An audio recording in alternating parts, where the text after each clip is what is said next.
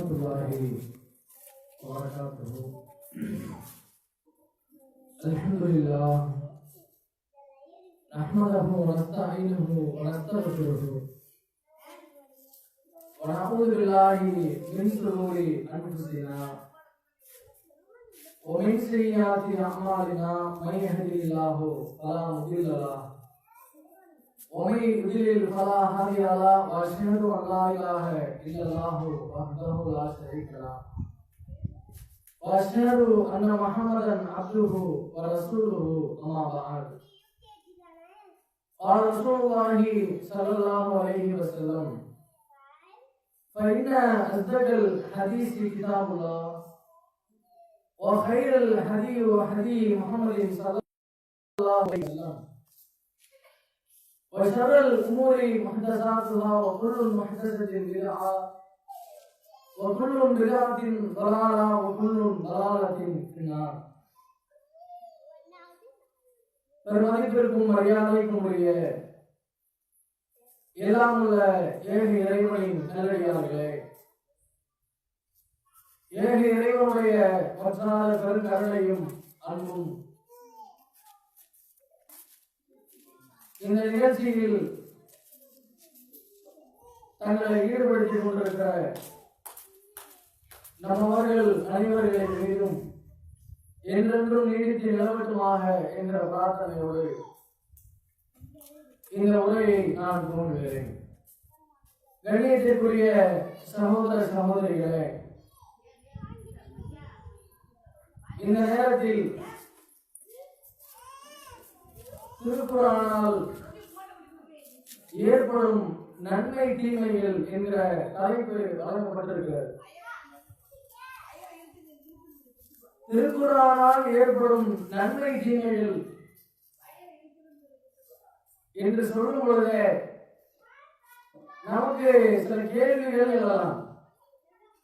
திருக்குர்ஆன் என்பது நன்மை தானே, அதில் என்ன நன்மை தீமை, திருக்குர்ஆனால் என்ன தீமை இருக்கிறது என்கிற கேள்விகள் பெரும்பாலான மக்களிடத்திலே இருக்கலாம்.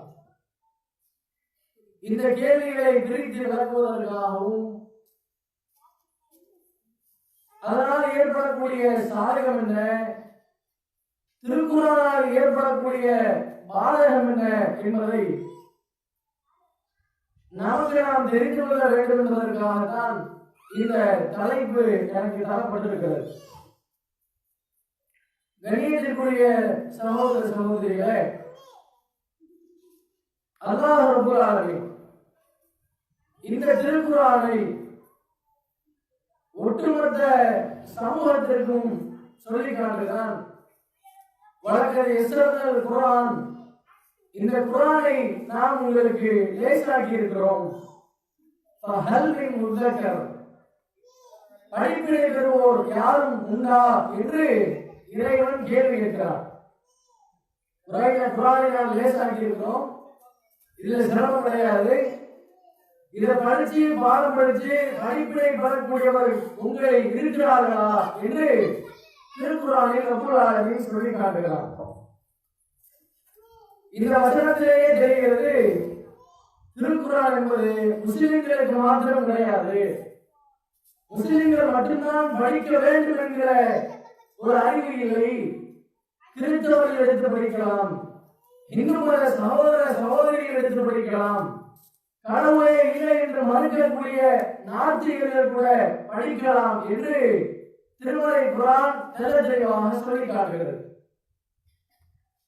இந்த திருமறையினுடைய பல வசனங்களையும் அத்தியாயங்களையும் பல சூழ்நிலைகளில் நாம் அறிந்திருப்போம், கேள்விப்பட்டிருப்போம். முதலாவதாக திருமறை குர்ஆன் நமக்கு என்ன நன்மையை தருகிறது, மனித சமூகத்திற்கு, முஸ்லிம் சமுதாயத்திற்கு மிக முக்கியமாக வழங்கக்கூடிய நன்மைகள் திருமறை குர்ஆனிலிருந்து என்ன கிடைக்கிறது என்று சொன்னால், திருமறை குர்ஆன் நேர்வழி காட்டுகிறது. உண்மையிலேயே நேர்வழி என்பதுதான் நம்மை சொர்க்கத்திற்கு அழைத்து செல்லக்கூடிய ஒரு ஆயுதமாக காரணியாக இருக்கிறது என்பதை யாரும் மறுக்க முடியாது. யாருக்கு இறைவன் நேர்வழி அதிகப்படுத்தி விட்டானோ, நேர்வழியை வழங்கி விட்டானோ, அவர் சொர்க்கம் செல்வார் என்பது யாருக்கும் மாற்று கருத்து இல்லை. இந்த நேர்வழியை திருமறை குர்ஆன் சொல்கிறது. ஷஹ்ரு ரமலானில்லதி உன்சில ஃபீஹில் குர்ஆன். இந்த குர்ஆன் ரமலான் மாதத்தில் தான் அருளப்பட்டது. ஹுதல் லின்னாஸ். மீண்டும் மீண்டும் இந்த திருமறை குர்ஆனை ஏன் இறைவன் கவனித்துக் கொண்டே இருக்கிறார்? ஹுதல் லின்னாஸ், இது மனிதர்களுக்கு நேர்வழி காட்டுகிறது. வபையினாத்தி மினல் ஹுதா, நேர்வழியை தெளிவாக கூறுகிறது. வல் ஃபுர்கான், எப்படி அசத்தியத்திலிருந்து சத்தியத்தை தெளிவாக கூறுமோ அதுபோல தெளிவாக கூறுகிறது என்று திருக்குர்ஆனிலே ரப்பல் ஆலமீன் சொல்லி காட்டுகிறார். இந்த வசனத்தை பொறுத்த வரைக்கும் ரமலான் மாசத்துல நம்ம நிறைய கேள்விப்பட்டிருக்கோம். குர்ஆன் வந்து ரமலான் மாசத்துல இறங்கப்படுச்சு. அப்ப குர்ஆனுக்கு எவ்வளவு பெரிய ஒரு சிறப்பு இருக்கிறது என்கிற செய்திகளை எல்லாம் நம்ம படிச்சிருப்போம். இப்ப நாம் கவனிக்க வேண்டிய விஷயம் என்னவென்று கேட்டால், திருக்குர்ஆன் என்பது மனித சமூகத்திற்கு நேர்வழி காட்டியாக இருக்கிறது. இது சரியான பாதை, அந்த சைடு தவறான பாதை, அங்கு போயிடாத, அங்கிட்டு போனா நீ நரகத்துக்கு போயிடுவ என்று சொல்லி திருக்குர்ஆன் நமக்கு எச்சரிக்கை விடுக்கிறது. அப்ப சரியான ஒரு பாதை, ஒரு தகப்பனும் ஒரு தாயும் ஒரு பிள்ளைக்கு எப்படி வழிகாட்டுவார்களோ, இது சரியான பாதை தவறான பாதை என்று புரிந்துணர்வை ஏற்படுத்துவார்களோ, அதுபோன்று திருமறை குர்ஆன் ஒட்டுமொத்த சமுதாயத்தை பார்த்து சொல்கிறது. இந்த திருமறை குர்ஆன் ஒரு நேர்வழி காட்டி, இந்த நேர்வழி காட்டி ஒரு நேரான ஒரு பாதையை காட்டுகிறது. அந்த பாதையை நீங்கள் சென்றால் போகிற காலமெல்லாம் வழி தர மாட்டீர்கள். ஆதம் அலைஹிஸ்ஸலாம் அவர்கள் இந்த உலகத்திற்கு நீங்கள் செல்லுங்கள், ஒவ்வொரு நம்பிக்கையும் சரியா, நீங்க எல்லாரும் இந்த பூமியிலிருந்து இறங்குங்க, இந்த சொர்க்கத்திலிருந்து நீங்க கிளம்புங்க என்று அல்லாஹ் சொல்றான். தூதர் ஆதம் அலைஹிஸ்ஸலாம் அவர்களையும் அவர்களுடைய துணைவியார் ஹவ்வா அலைஹிஸ்ஸலாம் அவர்களையும் இறைவன் அந்த சொர்க்கத்திலே இருந்து மீட்டு பூமியிலே அனுப்பிவிடுகிறார். பூமியிலே அனுப்பிய பொழுது இறைவன் சொல்லிக் கொடுக்கக்கூடிய மிக முக்கியமான பாடம் என்னவென்று தெரியுமா? எனக்கும் மின்னி உதன், நீங்க போங்க, போய் சந்தோஷமா இருங்க, பூமியில வாழுங்க, இதுக்கு பின்னாடி உங்களுக்கு சொர்க்கத்துல இடம் இல்லைன்னு சொல்லி அல்லாஹ் அனுப்பிவிடும் பொழுது ஒரு திருமறை குர்ஆனுடைய வசனத்தை சொல்லி காட்டுகிறார். எனக்கும் மின்னி உதன், நீங்கள் போங்க, ஆனால் நேர்வழி என்பது என் புறத்திலிருந்துதான் உங்களுக்கு வரும், நான் சொன்னது அடிப்படையில் தான் உங்களை வந்து சேரும், அதைத்தான் நீங்கள் பின்பற்ற வேண்டும்.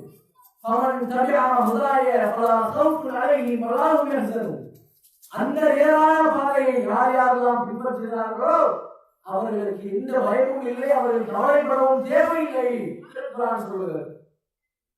ஆகையால் நாம் எப்படி வாழ வேண்டும், நாம் எப்படி திருக்குர்ஆனை அறிய வேண்டும், நாம் இறைவனை எவ்வாறு வணங்க வேண்டும், சொர்க்கத்திற்கு செல்வதற்கு உண்டான காரணங்கள் என்ன, அதற்கான செயல்பாடுகள் என்ன, போன்ற எல்லா காரியங்களையும் திருக்குர்ஆன் சொல்லி இந்த பாதையை செல் என்று சொல்லுகிறது. இந்த திருக்குர்ஆன் நேர்வழி காட்டி என்பதை அல்லாஹ்வுடைய தூதர் நபி ஸல்லல்லாஹு அலைஹி வஸல்லம் அவர்களும் சில உதாரணத்தின் மூலமாக நமக்கு விளக்கி தருகிறார்கள்.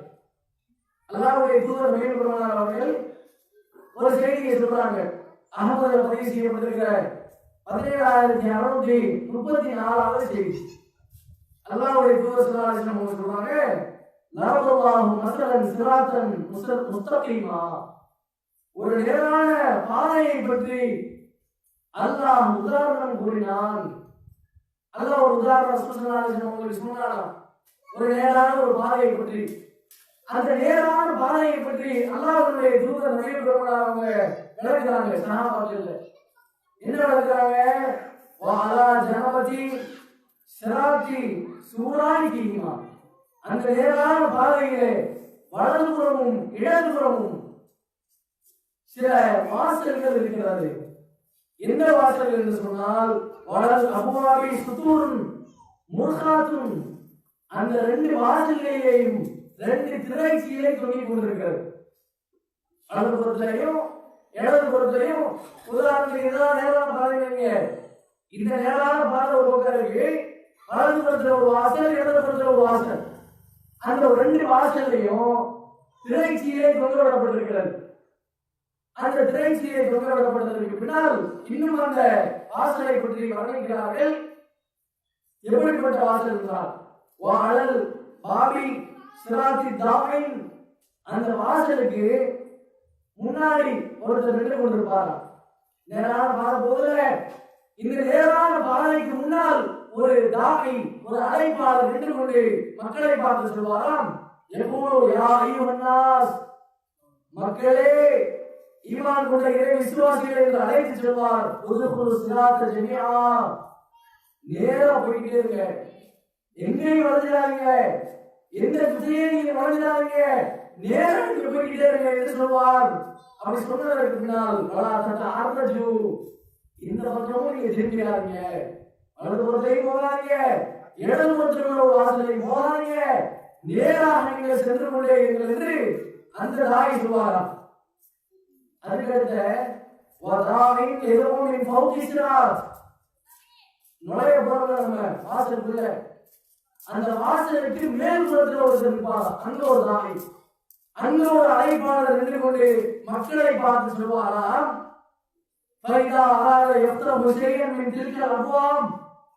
ஏதேனும் ஒரு வாசலில் மக்கள் சென்று விட ஆசைப்பட்டால், முற்பட்டால், மக்கள் வந்துகிட்டே இருப்பாங்க அந்த வாசல் வழியா, அந்த நேரான பாதையா போறதுக்கு மக்கள் வந்து கொண்டே இருப்பார்கள்.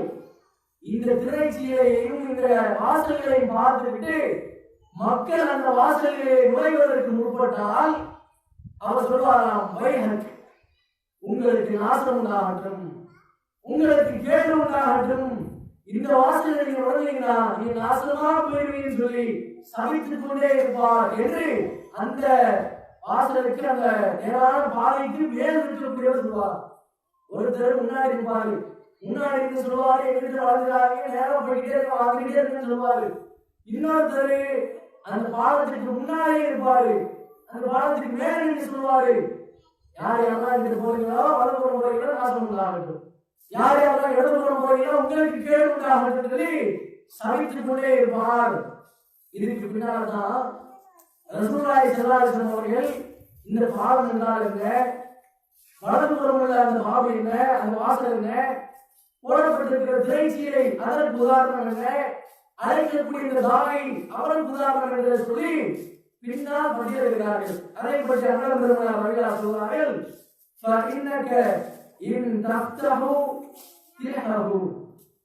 அந்த போடப்பட்டிருக்கிற பொருள் வைக்கப்பட்டிருக்கிற அந்த வாசலை பார்த்து சொல்வார்கள், அந்த வாசல் வஸ்ஸிராத்து அல் இஸ்லாம், நேரா போய்கிட்டே இருக்கிற பாதை, அந்த பாதைதான் இஸ்லாம், அதுதான் இஸ்லாமிய மார்க்கம் என்று சொல்கிறார்கள். அதற்கு பின்னால் சொல்கிறார்கள், வஸ்ஸூரானி ஹுதூதுல்லாஹ், இரண்டு வாசல்களும் இறைவன் தடுத்திருக்கிற இறைவனுடைய வரம்பு.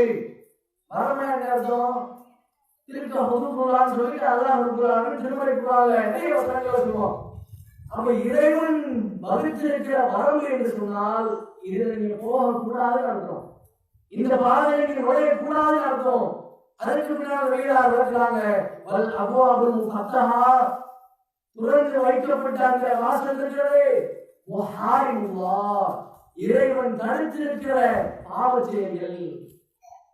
அதனாலதான் அந்த நாய் ஒருத்தர் ரெண்டு என்ன சொன்னாரு, இந்த பக்கமும் போயிடாதீங்க, ஸ்ட்ரெயிட்டா போய்கிட்டே இருக்குன்னு சொல்லி சொன்னாரு. அடுத்த வெளியார் சொல்றார்கள், வலாலிக தாய் அலா ராசி சிராத், அந்த வழியினுடைய அந்த பாதையினுடைய நடு மையப்பகுதியை நின்று சொன்னாரே, எங்கிட்ட வளர்ந்தாங்க ஸ்ட்ரெயிட்டா வாங்கன்னு சொன்னாரே, அவரை பற்றி அல்லாஹ் பெருமானார் சொல்றார்கள், கிதாபுல்லாஹ், அவர்தான், அவருக்கு உதாரணம் தான் திருமறை குர்ஆன் என்று போயாருன்னு சொன்னார்ல. அன்னைக்கு போனீங்கன்னா நாசமாயிடும், உங்க வாழ்க்கை சீரழிந்து போயிடும். எனவே நீங்கள் சென்று கொண்டிருக்கிற பாதையில், வந்து கொண்டிருக்கிற பாதையில் நேராக போயிருங்கள், அதுதான் உங்களை சொர்க்கத்திலே கொண்டு போய் சேர்க்கும் என்று அல்லாஹ்வுடைய தூதர் நபிகளார் சொல்கிறார்கள்.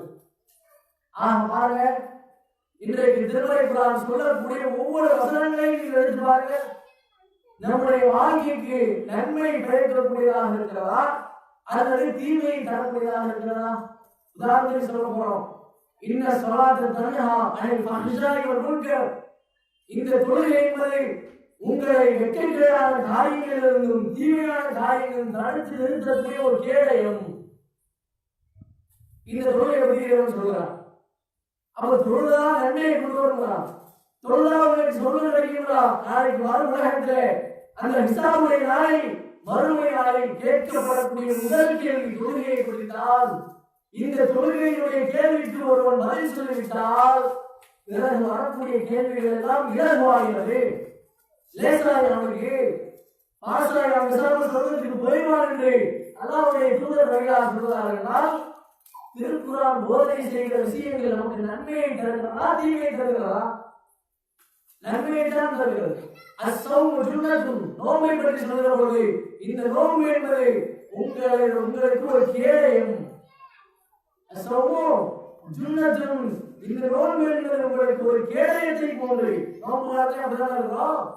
மற்ற காலத்தில் நாடகத்தை பார்க்கிறோம், பாட்டுகளை படிக்கிறோம், கவிதை பேசுகிறோம், பல்வேறு விதமான பொய் பிரச்சாரங்களில் ஈடுபடுகிறோம்.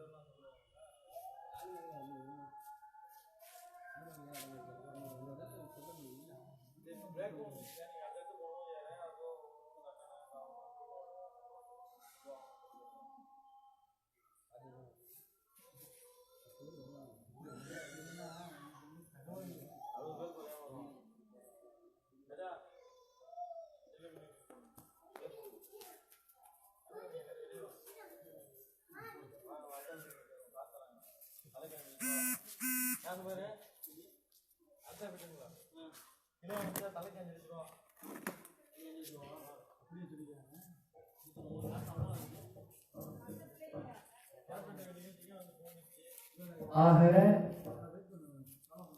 இந்த திருக்குறான் உதாரணத்துக்கு இப்ப சொன்ன நோம்பு பத்தி, தொழுகையை பத்தி, இதெல்லாம் நமக்கு எதை காட்டுகிறது, எதற்காக வேண்டி சொல்லுகிறது?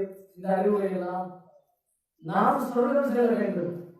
நாம் நாளை மறுமையிலே நரகத்திலே சென்று வெந்துவிடக்கூடாது, கஷ்டப்படக்கூடாது, வேதனையை அனுபவித்து விடக்கூடாது என்பதை காரணமாக கொண்டுதான் இந்த இஸ்லாமிய மார்க்கம் நம் மீது அன்பு காட்டுகிறது. நம்மை அரவணைக்கிற பல வசனங்களை எடுத்து போட்டு எச்சரிக்கையாக நடந்து கொள்ளுங்கள் என்று ஒரு தாய் தகப்பன் தன்னுடைய பிள்ளைகளுக்கு எவ்வாறு உபதேசங்களையும் அறிவுரைகளையும் சொல்வார்களோ அதை விடவும் 1000 மடங்கிற்கு மேலாக திருக்குரான் நம்மை அரவணைப்பதை பார்க்கிறோம். ஆகிய திருமறை குரான் நமக்கு நன்மை சேர்க்கிறது, முக்கியமாக நேர்மையை காட்டுகிறது. இன்னைக்கு எப்படி நேர்மை காட்டுறீங்க? இன்னைக்கு பலரும் கிறிஸ்தவ சகோதரர்கள் சகோதரிகள் நல்ல அறிவியல் நுட்ப கலையை படித்திருக்கக்கூடியவர்கள், விஞ்ஞான உலகத்திலே சிந்தனை செய்யக்கூடிய ஆய்வாளர்கள், அவர்கள் எல்லாம் திருக்குறானை எடுத்து புரட்ட ஆரம்பிக்கிறார்கள், திருக்குறானை எடுத்து படிக்க ஆரம்பிக்கிறார்கள். அல்லாஹ் சொன்னானே, இந்த திருமறை குரானை யார் யாரெல்லாம் ஓதுகிறீர்களோ அவர்களுக்கு ஒரு நேர்வை காட்டி கண்டிப்பான ஒரு தீர்வை சொல்லுகிறேன் சொன்னாலே. அந்த அடிப்படையில இந்த இஸ்லாத்தை ஏற்கிறதுல பெரும்பாலான மக்கள் யாரு? எதையுமே சிந்திக்காத பாமர மக்களா, எதையுமே ஆய்வு செய்யாத மக்களா அவர்கள் அந்த இஸ்லாத்திற்கு இந்த இஸ்லாத்தை பற்றி கொச்சையாக கொடூரமான முறையிலே விமர்சித்தவர்கள், ஆபாசமான முறையிலே பேசியவர்கள், அவர்களுடைய கடவுள் கொள்கையிலே உறுதியாக இருந்தவர்கள், அதிலேயே மத போதகர்களாக இருந்தவர்கள், மக்களை அவர்களுடைய மதத்தின்பால் அழைத்தவர்கள், அவர்களை இந்த திருமறை குரான் இந்த இஸ்லாத்திற்குள்ளாக கொண்டு வந்திருக்கிறது என்றால் இந்த திருக்குரான் நமக்கு நன்மையை நாடுகிறதா இல்லையா? பல விஷயங்களை பார்க்கலாம். இன்னைக்கு நம்ம சாதாரணமான முறையில திருமறை குரானை கடந்து சென்று கொண்டிருக்கிறோம். எத்தனையோ நல்ல காரியங்களை இஸ்லாம் சொல்லி சொல்லி இதையெல்லாம் நீங்க செய்து சொர்க்கத்தை பெற்றுக் கொள்ளுங்கள் என்று சொல்கிறது. அதில் இந்த திருமறை குரான் நமக்கு என்ன நன்மையை ஏற்படுத்தி தருகிறது? அல்லாஹ்வுடைய தூதர் நபிகள் பெருமானார் சொன்னார்கள், இக்ராஉல் குரான், குரானை நீங்கள் படியுங்கள், ஃபஇன்னஹு யஅதி யௌமல் கியாமத்தி ஷஃபிஅன் லி அஸ்ஹாபிஹி. ஏனென்றால் இந்த திருக்குறானை யார் யாரெல்லாம் படிக்கிறார்களோ ஓதுகிறார்களோ அவர்களுக்கு இந்த திருமறை குரான் நாளை மறுமையில் வந்து பரிந்துரை செய்யும். அல்லாஹ் வந்து பேசுமா குரான், யா அல்லாஹ், இந்த அப்துல் கதர், இந்த ஆமினா, இந்த ஆயிஷா, இவங்க எல்லாம் திருமறை குரானை ஓதுகிறாங்க, உன்னுடைய வேத புத்தகங்களை படித்தார்கள், பாடம் படித்து வாழ்வியல் ரீதியாக நடைமுறைப்படுத்தினார்கள். எல்லாம் இவரை நரகத்திலே போட்டுறாங்க, இவரை சொர்க்கத்தில் விட்டு இவரை அலாப கொடுத்துறாங்க, இவருக்கு ரஹ்மத் செய்ய என்று அல்லாஹ்வால் வழங்கப்பட்டிருக்கிற இந்த திருமறை குரானை ஓதியவருக்கு இந்த திருமறை குரான் பரிந்துரை செய்யும்.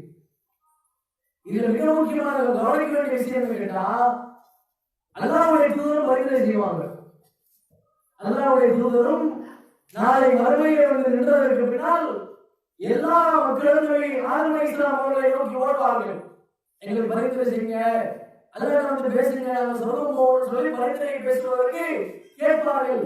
ஆதம் அலைஹிஸ்ஸலாம் சொல்லுவாங்க, இல்ல என்னால முடியாது, நானே பல காரியங்களை செஞ்சிருக்கிறேன், சைத்தான் தூண்டுதலுக்கு பேரால பல காரியங்களை செஞ்சிருக்கிறேன், யார இந்த தவறு நானே செஞ்சு என் இறைவனை நான் போய் எப்படி கேட்பேன், எனக்கு வலிமை இல்லைன்னு சொல்லி சொல்லிடுவாங்க. நூஹ் அலைஹிஸ்ஸலாம் கிட்ட போவாங்க, அவங்களும் என்னால முடியாதுன்னுவாங்க, நீங்க ரசூலுல்லாஹ்ட்ட போங்கன்னுவாங்க. ரசூலுல்லாஹி ஸல்லல்லாஹு அலைஹி வஸல்லம் போனதற்கு பின்னால் ரசூலுல்லாஹ் நினைச்ச மாதிரி பரிந்துரை செய்ய முடியுமா? ரசூலுல்லாஹ்வுக்கு நண்பர்கள் இருந்தார்கள், நபிகளாருக்கு தாய்மார்கள் தகவல்மார்கள் இருந்தார்கள், அவர்களுடைய சொந்தத்தில் பெரிய பாட்டனார் இருக்கிறாரு, அவர் இஸ்லாத்தை தருவாமலேயே மறைத்து விட்டார்கள். அவங்களுக்கு சொல்ல பரிந்துரை செய்ய முடியுமா? என் பாட்டனார் மறைஞ்சிட்டாரு, சிறுக்கு சேர்ந்து போயிட்டாரு, நான் அவருக்கு பரிந்துரை செஞ்சு சொர்க்கத்தில் அவரை சேர்த்துருவேன்னு சொல்லி அல்லாஹ்வுடைய தூதர் சொன்னால் இந்த பரிந்துரை ஏற்கப்படுமா? அது கிடையாது. அந்த மாதிரியான முறையில் நபிகளார் பரிந்துரை செய்யவே முடியாது. அல்லாஹ் சொல்வான், முஹம்மதே அந்த அறிஞர்களே அவருக்கு நீ பரிந்துரை செய், இந்த பேரில் இருக்கிறாரே இன்னாருக்கு நீ பரிந்துரை செய்யாதே. அல்லாஹ் செலக்ட் பண்ணி கொடுப்பான். அதுக்கப்புறம் தான் ரசூலுல்லாஹி அவங்களே செய்ய முடியும், பரிந்துரை செய்ய முடியும். என்றால் திருக்குர்ஆன் அப்படி கிடையாது. ஒருத்தர் இணை வைக்கல, சிறுக்கு வைக்கல என்று சொன்னால் அவர் இஸ்லாம் அல்லாஹ் செஞ்சுட்டு இருக்கும்போது திருமணம் வந்து நிற்கும்னால அவர் சிறுக்கு வைக்கல, உனக்கு இணை வைக்கல, ஆனாலும் கூட திருக்குர்ஆனை படித்தார், சில தவறுகள் வருவதில் இருந்தாலும் கூட உங்களுடைய வேலைகளை ஓதினார், அதன் காரணத்தில் நான் பரிந்துரை செய்கிறேன் அல்லாஹ் சொல்லுதல போட்டு திருக்குர்ஆன் வந்து பேசும்.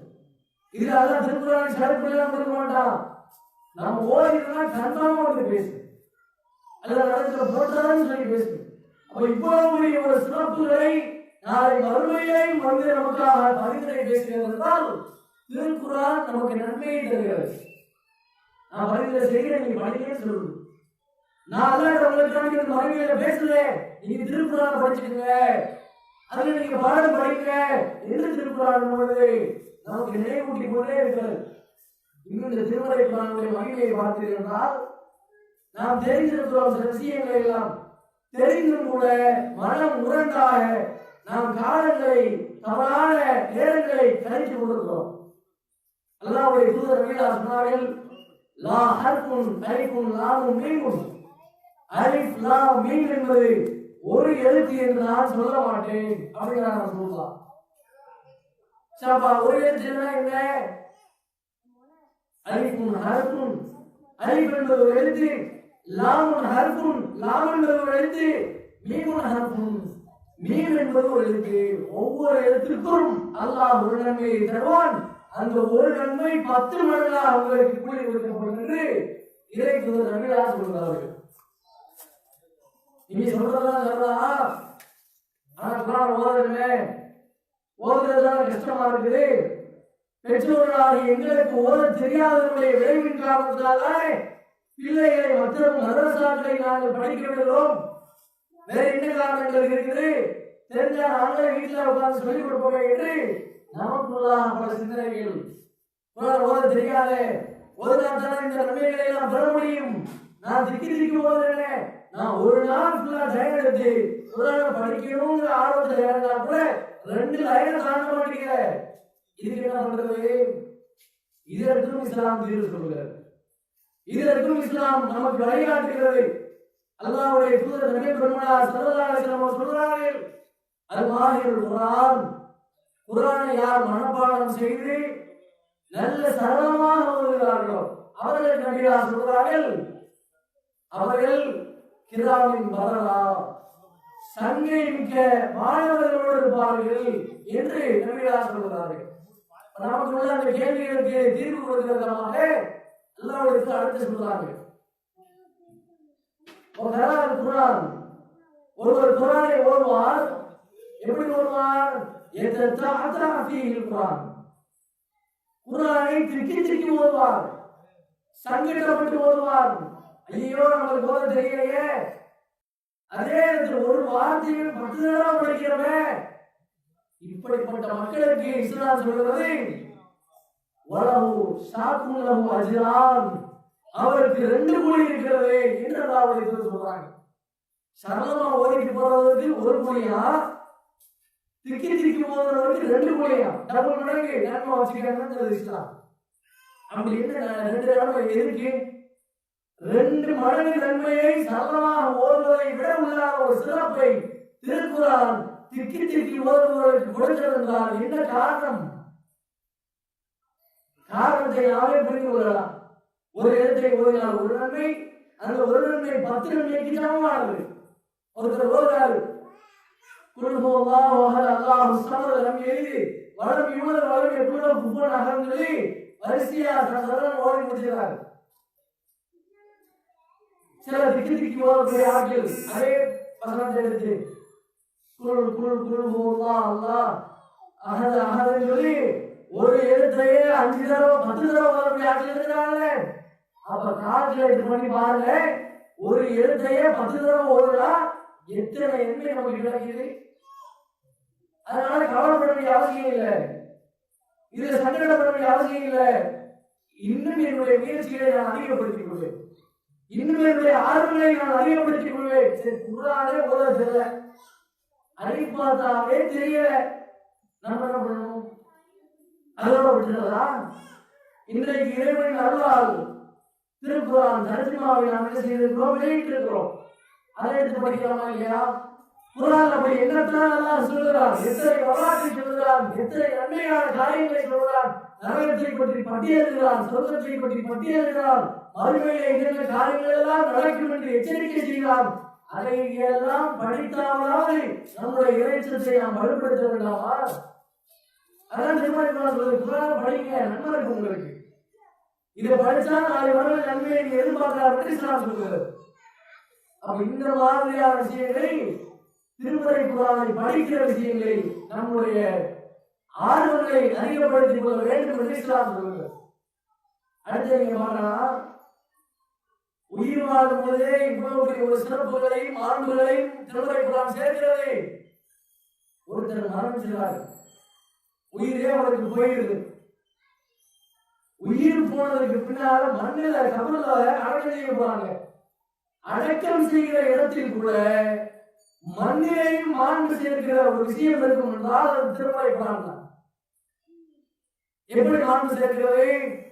அல்லாஹ்வுடைய தூதர் நபியார் உஹது போர்க்களம் முடிகிறது. உஹது போர்க்களம் முடிஞ்சா கொல்லப்பட்டிருக்கிற, ஷஹீதாக்கப்பட்டிருக்கிற, உயிர் தியாகியாக்கப்பட்டிருக்கிற அந்த நபித்தோழரை கபர் அடக்கம் செய்யணும். அவங்க சொன்ன உடனே நபியார் சொல்றாங்க, அப்படி என்றால் யார் திருமறை குர்ஆனை இந்த 5 அதிகமான முறையில் மனப்பாடம் செய்திருக்கிறாரோ அவரை கபருடைய உட்பகுதியிலே வைங்கள், அதற்கு அடுத்த முறையிலே ஓடியவரை அதற்கு அடுத்ததாக வைங்கள் என்று சொல்லுகிறார்கள். ஏன் அப்படி சொல்றாங்க? அவர் முதல்ல பார்க்கட்டும், கபர்ல என்ன நடக்குதுன்னு அவர் பார்க்கட்டும். முதல்ல என்ன நடக்கும்? மாணவர்கள் வருவாங்க, கேள்விகளை கேட்பாங்க, பதில் சொல்லுவாங்க. சொர்க்கத்தினுடைய காட்சிகள் எல்லாம் அப்படியே கண் முன்னால் காட்டப்படும். மன்னரையில கபருக்குரிய நல்லவர்களாக இருந்தால், நல்ல சாலையான மக்களாக இருந்தால் அவர்களுக்கு காலையிலையும் மாலையிலையும் அவர் எங்கே செல்லுகிறார் என்கிற அந்த இடம் குறித்து அப்படியே லைவ் டெலிகாஸ்ட் எல்லாம் காட்டுவோம், படம் போட்டு காட்டுவோம். நீ போற இடம் இதுதான், பார்த்துக்க. நல்லவராக சந்தோஷப்படுவார், ஆஹா இங்கே நம்ம போகிறோம், அருமையான ஒரு இடமா இருக்கிறேன், நினைச்சு கூட பார்க்கல. அல்லாஹ் சொல்றாங்க குர்ஆன்ல, எந்த கண்ணும் பார்க்காது, எந்த காதும் கேட்காது, இந்த ஒரு கண்ணும் நினைத்து பார்த்ததால் கற்பனை செய்யாத அளவில் திருமறை குர்ஆன் சொர்க்கத்தை பற்றி பேசியதே. அந்த சொர்க்கத்தை இறைவன் கபர்ல காட்டுவோம். அதுக்காகத்தான் ரசூலுல்லாஹி ஸல்லல்லாஹு அலைஹி வஸல்லம் சொல்றாங்க, கபருக்குள்ள உள்ள கபர் வைங்கிறார். அப்ப மண்ணிலேயும் ஒருவருக்கு மாண்பு சேர்த்திருந்தால் என்ன காரணம்? திருக்குர்ஆனை படித்ததுதான் காரணம், திருக்குர்ஆனை மனப்பாடம் செய்ததுதான் காரணம். அவர்களை இந்த அளவிற்கு பண்படுத்தப்பட்ட மக்களாக மாற்றியது இந்த திருக்குர்ஆன். அப்ப திருக்குர்ஆன் நன்மையை சொல்றதா தீமையை சொல்றதா? திருக்குர்ஆனால் நமக்கு நன்மை ஏற்படுகிறதா தீமை ஏற்படுகிறதா? இன்னைக்கு பல பெண்களுடைய வாழ்க்கையில் அல்லாஹ் பாதுகாக்க வேண்டும். இந்த திருக்குர்ஆனை வச்சு நம்ம பிரிக்கிறோம். இந்த திருக்குர்ஆனால் ஏற்படக்கூடிய நன்மைகள், திருக்குர்ஆனால் ஏற்படக்கூடிய தீமைகள். அதுபோல இறைவன் நாவை தந்திருக்கிறானே, இந்த நாவையும் சரியான முறையில் பயன்படுத்தினா பிரச்சனையே இல்லை. நாவை வச்சு சொல்றதுக்கு போலாம். அல்லாஹ் சொல்றாங்கல்ல, யார் ஒருவனுடைய மர்மஸ்தானத்தை மர்ம உறுப்பையும் தன்னுடைய நாவையும் காத்துக் கொள்கிறானோ அவனுக்கு நான் சொர்க்கத்தை வாக்களிப்பதற்கு தயாராக இருக்கிறேன் என்று நபியார் சொல்கிறார்கள். அப்போ இதனோடு நாவுதான், அது சரியான முறையில் பயன்படுத்தினா சொர்க்கம், சரியான முறையில் பயன்படுத்துறாங்கல்ல. இன்னைக்கு பல பெண்களிடத்துல பார்க்கலாம், அடுத்தவர்களை சமைப்பது, அடுத்தவர்களை பற்றியுள்ள குறைகளை திரும்பி திரும்பி ஆராய்வது, அவர்களை பற்றி பேசுவது, அவர்களை பற்றி குறை கூறுவது, புறம் பேசுவது, பொய் சொல்வது போன்ற எல்லா காரியங்களை செய்யக்கூடிய சில பெண்கள் நம்முடைய சிந்தனை ஓட்டங்களை சரியாக வைக்க வேண்டும். அல்லாஹ் ரப்பல் ஆலமீன் திருமறையிலே கேட்கிறார், ஐயகுல் லஹ்ம அஹீஹி மைதா, இறந்து போன உங்களுடைய சகோதரரின் இறைச்சியை மாமிசத்தை சாப்பிடுவதற்கு நீங்கள் ஆசைப்படுவீர்களா?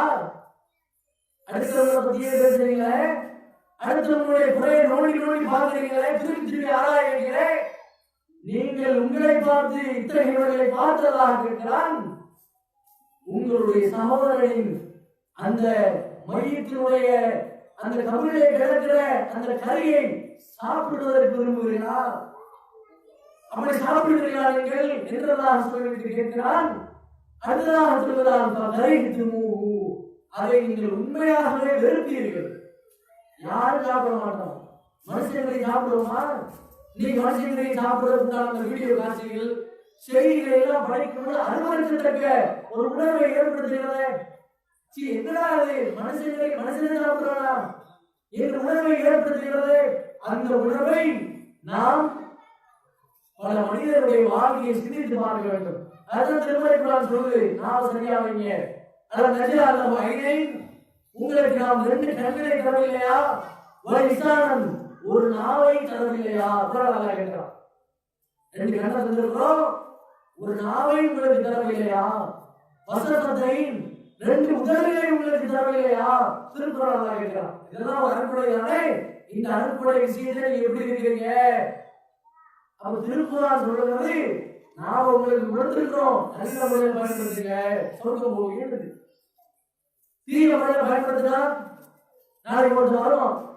யாருமே அல்லாஹ்வுடைய தூதர் நபி ஸல்லல்லாஹு அலைஹி வஸல்லம் கேட்கிறார்கள், மணியில் முசி, நாளை மறுமையிலே ஒருவன் திவாலாகி போவான். அந்த திவாலாகி போன மனிதன் என்றால் யார் என்று உங்களுக்கு தெரியுமா என்று கேட்கிறார்கள் நபி ஸல்லல்லாஹு அலைஹி வஸல்லம். அல்லாஹ்வுடைய தூதரின் சஹாபாக்கள் சொன்னார்களாம், யாரிடத்திலே செல்வம் இல்லையோ, யாரிடத்திலே பொருளாதாரம் அழிந்து போய்விட்டதோ அவன் தான் நாசக்காரன் என்று சஹாபாக்கள் சொன்னார்கள்.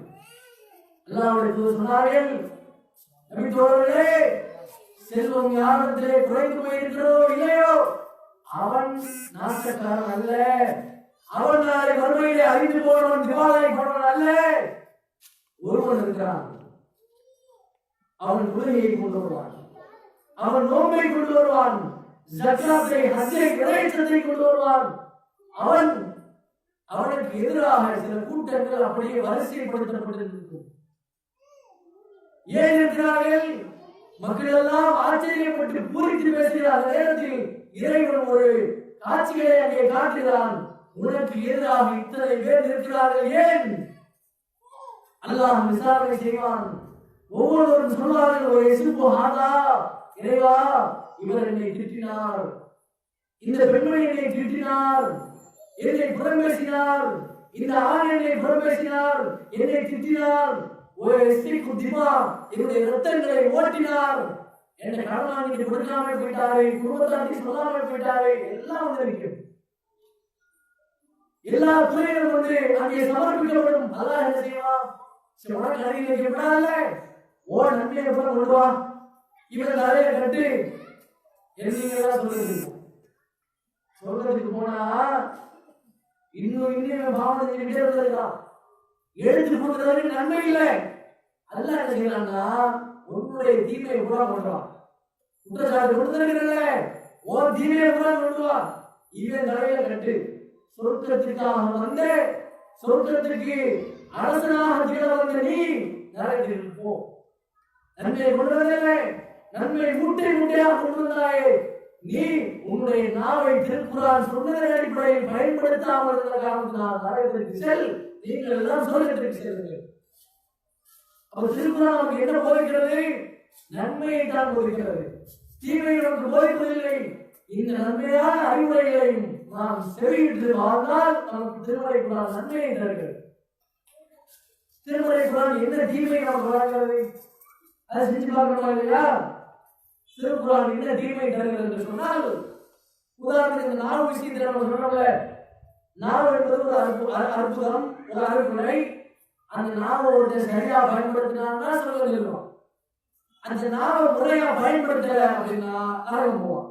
இதுதான் அடிப்படையான விஷயங்கள். இந்த விஷயத்துல இப்ப திருக்குறளை நவீன பெருமாள் அவங்க சொல்றாங்க, எத்தனையோ நபிமார்களுக்கு எத்தனையோ வேதங்கள் அற்புதங்கள் வழங்கப்பட்டிருக்கிறது. எனக்கு வழங்கப்பட்ட அற்புதம் என்றால் இந்த திருக்குறான். அப்ப அற்புதமாக வழங்கப்பட்ட அந்த குரானை நாம் அணுகிற முறைகள் எப்படி இருக்கிறது? திருக்குறானால் ஏற்படக்கூடிய தீமைகளில் ஒன்று மிகப்பெரிய தீமை. மனிதனே தன்னுடைய தவறுகளை ஒப்புக்கொள்ளக்கூடிய ஒரு காட்சிகள் மன்னரையிலே. அல்லாஹ் மன்னரையிலே சில விதமான கேள்விகளை வைத்திருக்கிறான். அந்த 3 விதமான கேள்விகளை மலக்குமார்கள் வந்து நிற்பார்கள். அந்த மனிதனை எழுப்புவார்கள். மரணித்த அந்த மனிதனை உட்கார வைத்து கேட்பார்கள், மர்ரபுக, உன்னுடைய இறைவன் யார் சொல்லு. ஒமா தீனுக, உன்னுடைய மார்க்கம் என்ன பதில் சொல்.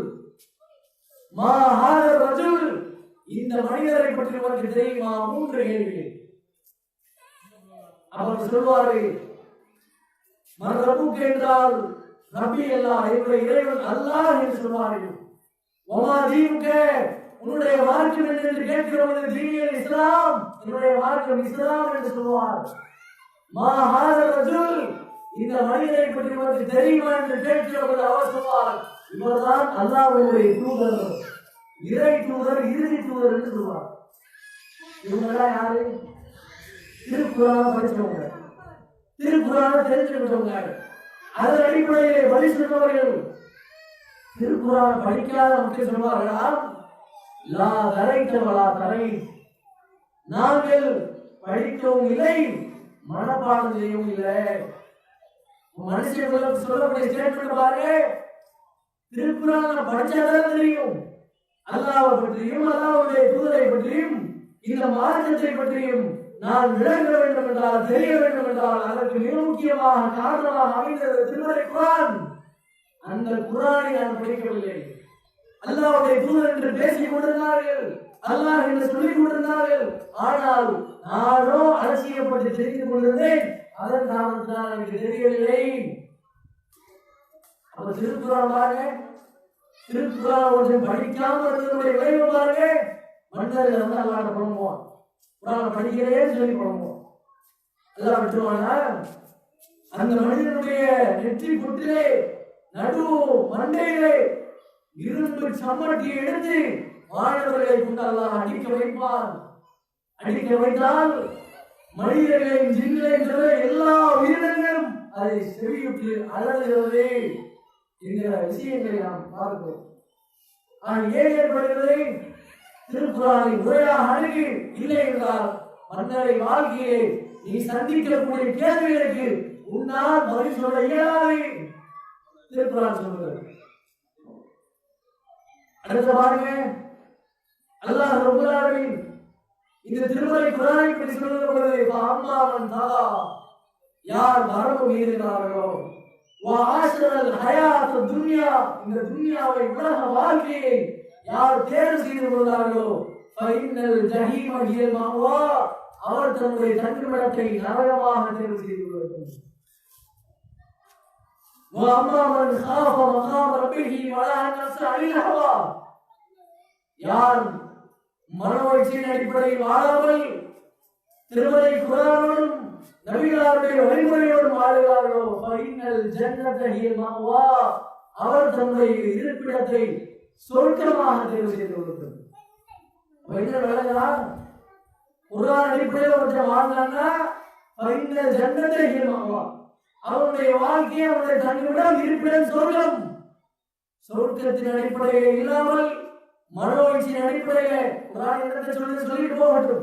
சொல்லுதா, நான் சொல்ல மாட்டேன் நாடகம் பார்ப்பேன், நான் சொல்ல மாட்டேன் புறம் பேசுவேன், நான் சொல்ல மாட்டேன் இறைச்சலோடு வாழ மாட்டேன் என்று சொல்லி எல்லா நல்ல காரியங்களையும் புறக்கணித்து விட்டு நாம் நாடோடித்தனமாக தாண்டோடித்தனமாக வாழ்ந்தோம் என்றால் ஃபைனல் ஜஹீம ஹியல் மஅவா, அவனுடைய தங்குமிடம் நரகத்தை அவன் தேர்வு செய்து கொள்வான்.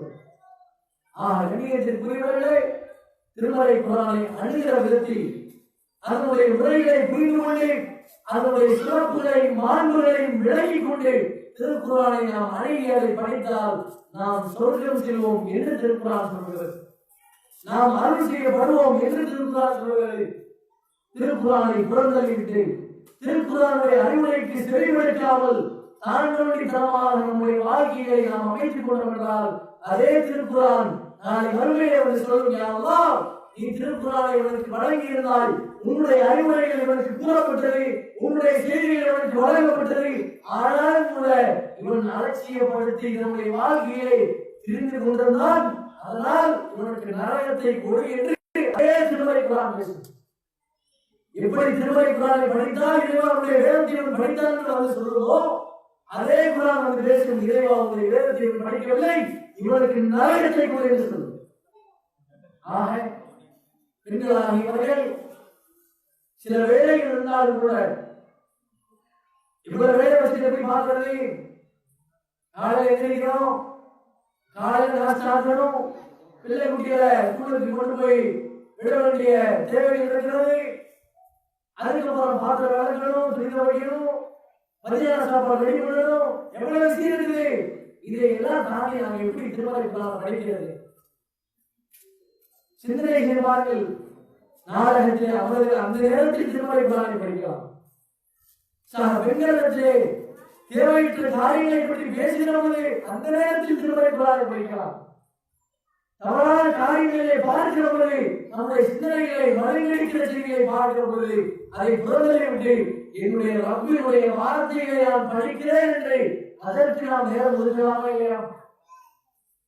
வல் ஆஸ்ர், காலத்தின் மீது சத்தியமாக திருமறை குர்ஆன் சொல்கிறது, இன்னல் இன்சான லஃபீ குஸ்ர், மனிதன் நஷ்டத்திலே இருக்கிறான், மனிதன் பலவீனமாக இருக்கிறான், நேரங்களையும் காலங்களையும் வீணடித்துக் கொண்டிருக்கிறான் என்று திருமறை குர்ஆன் சொல்கிறது. ஆக கண்ணியத்திற்குரிய சகோதர சகோதரிகளை, வரக்கூடிய நாட்களில் திருமறை குர்ஆன் நமக்கு நன்மையான ஒரு வழியை காட்டுகிறது, சொர்க்கம் செல்வதற்குண்டான ஒரு நேர்வழியை காட்டுகிறது. அந்த நேர்வழியை நாம் பயணிப்போம், இறைவனுடைய அருளை பெறுவோம். திருமறை குர்ஆனை யார் யாரெல்லாம் படிக்கவில்லையோ, யார் யாரெல்லாம் அந்த அறிவுரைகளை புறக்கணித்து வாழ்கிறார்களோ அவர்களுக்கு திருமறை குர்ஆன் நரகம் என்கிற ஒரு இடத்தை காண்பித்து எச்சரிக்கை செய்கிறது.